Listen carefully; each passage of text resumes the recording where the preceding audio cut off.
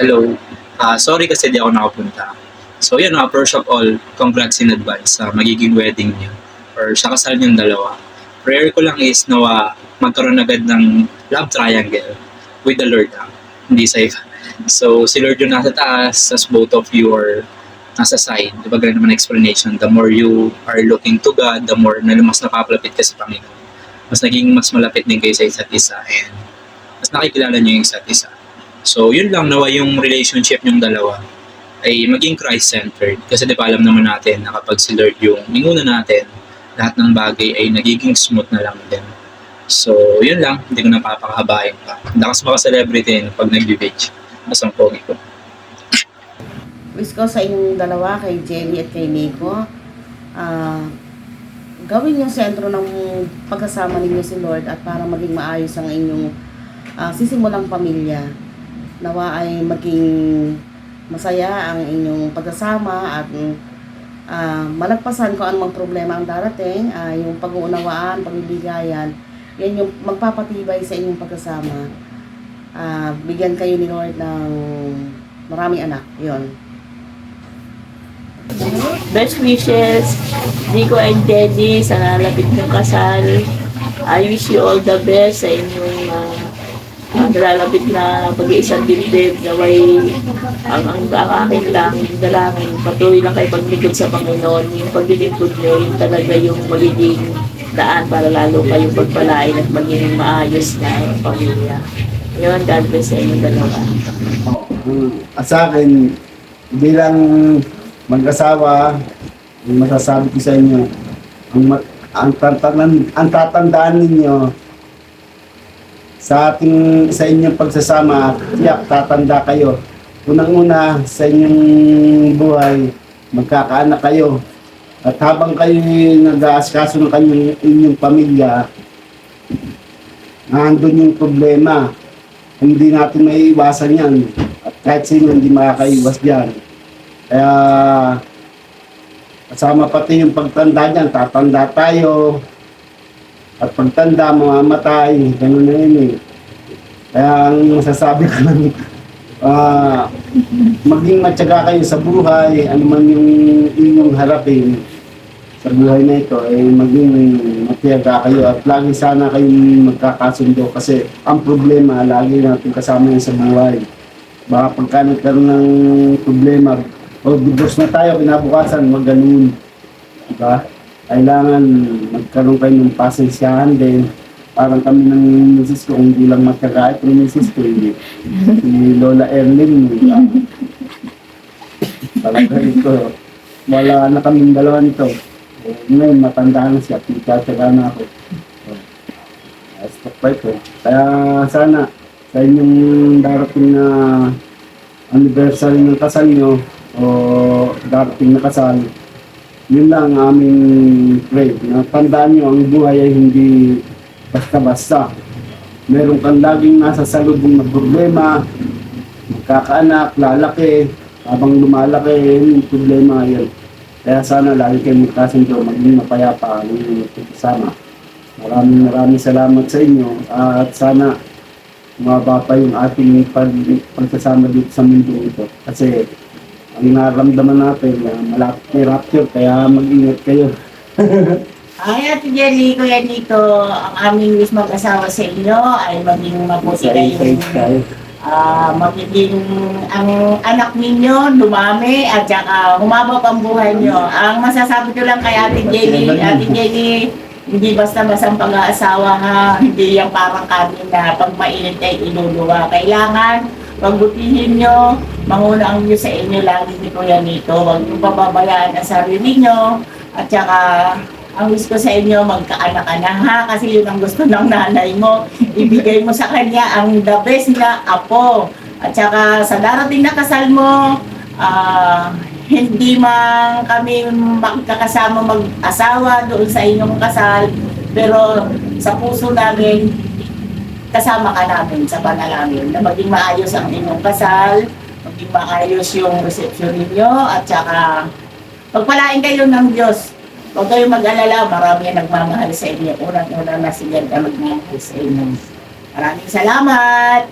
sa inyong dalawa. Congratulations pala sa inyong dalawa. Congratulations. Hindi lang masasabi ko, ang Kuya Mario mo makulit. Hello, Salceda family. Ikaw, Paul, pala. Sorry. Wish ko sa inyong mag-asawa talagang maging maayos kayo hanggang sa huli. Kayo po rin. Pagamat ang buhay may asawa, hindi naman ganun talaga kadali. Hindi naman perfecto na hindi kayo magkakaroon ng minsan ay pagtatampuhan. Pero sa biyaya ng Lord, naniniwala ako na ito ay mapagtatagumpayan ninyo. Walang hindi mapag-usapan kapag may pagpapakumaba ang bawat isa sa inyo. Kaya happy wedding sa inyo sa darating na December 8. Alam ko na ito yung pinakamasayang araw ninyo dalawa. Ate Jelly at Kuya Nico. Muli, happy wedding. God bless sa inyong mag-asawa. Happy wedding sa inyong dalawa, Jelly, Nico. Wish ko at dalangin ko na maging happy ang inyong married life at maging sentro nyo si Lord sa bawat struggle, masaya, malungkot, at anumang problema, lagi si Lord ang uunahin ninyong kausapin at tawagan. At salamat dahil talagang nakita mo na, Jelly, yung kabiyak ng iyong puso, at salamat din kay Nico at talagang naging sentro din niya ang Panginoon. At salamat din na talagang ikaw yung naging kaisang dibdib ni Jelly. Alagaan mo si Jelly at lagi mong mahalin at unawain si Jelly. At ikaw, Jelly, mahalin mo din si Nico, magpasakop ka kay Nico bilang babae at ikaw ang maging ilaw ng tahanan ninyo. Lagi ka magliliwanag sa tahanan niyo. At si Nico ang magiging haligit, magiging matatag sa inyong pagsasama at maging sa pundasyon ng inyong pagsasama ay siya ay magiging matatag lagi. Happy wedding sa December 8. Hopefully maging successful yung inyong wedding at maging maayos to. At hindi kayo pababayaan ng Panginoon sa inyong wedding. Provider yan ng Panginoon. Thank you. At God bless sa inyong dalawa. Jelly and Nico, binabati ko kayo sa inyong nalalapit na pag-isang dibdib. Dalangin ko na kayo ay maging masayang pamilya, makumpleto kayo, magka-baby ka agad, bilisan nyo. Dati gusto ng Lola Vilma. At dalangin ko na maging sentro at si Lord sa inyong buhay may asawa, sa inyong pagsasama. Laging manguna si Lord sa buhay ninyo. Magsama kayong hanggang gusto nyo. Maging example kayo sa mga kabataan na mabuting mag-asawa. Yun lang. Ate Jelly, alam mo, masaya kami kasi malapit ka ng kasal. Tulad namin noon, kami ay kinasal, hindi namin alam kung ano yung aming feelings. Pero nagpapasalamat kami kay Lord sa buhay niyong dalawa, ni Ate Jelly at Kuya Nico, dahil kasi time yung pagpapakasal niyo. Naniniwala kami na hindi kayo matutunan.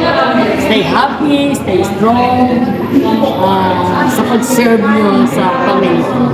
Tsaka yung